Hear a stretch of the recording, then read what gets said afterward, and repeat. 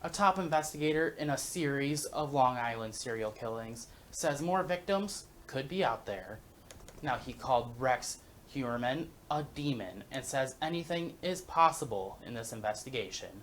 Police arrested him on Thursday and charged him with murdering 3 women over a decade ago. Now, he is also the prime suspect in a 4th murder.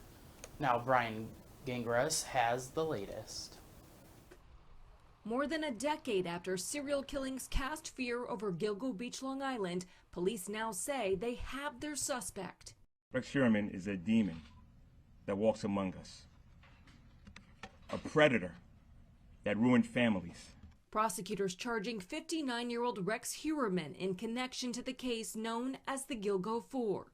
Prosecutors say Heuermann murdered 3 of the women and is a prime suspect in the 4th.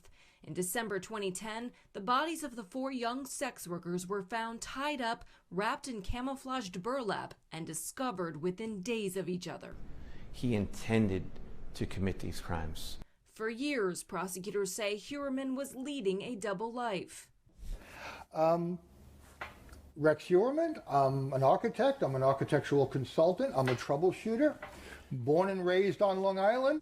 At his Massapequa Park home, just about 15 miles from the scene of the crimes, life appeared normal for the husband and father of 2. But just last year, a task force formed to investigate the department's long dormant cases, and they began to zero in on Heuermann. There was a very delicate balance between the needs for public safety and making the arrest. And that challenge, obviously, it came to a climax on Thursday afternoon.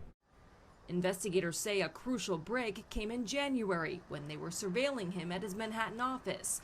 They say he was eating a pizza and discarded it in a public trash can. DNA evidence from the pizza crust matched hairs from a burlap sack one of the bodies were wrapped in.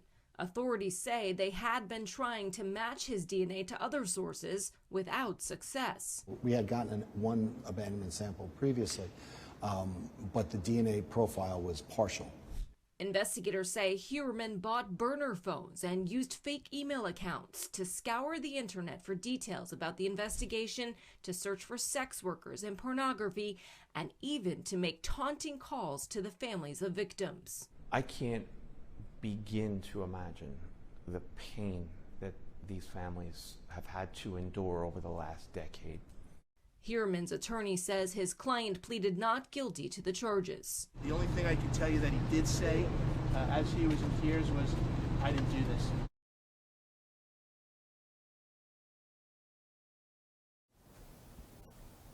Now, investigators say they are still combing through details coming in on tip lines.